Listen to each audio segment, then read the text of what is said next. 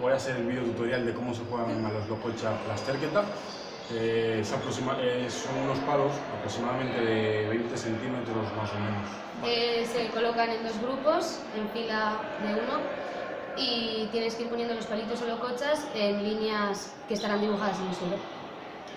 Bueno, está el primero de cada equipo y entonces pues tiene que ir o al final o al principio como elija el equipo.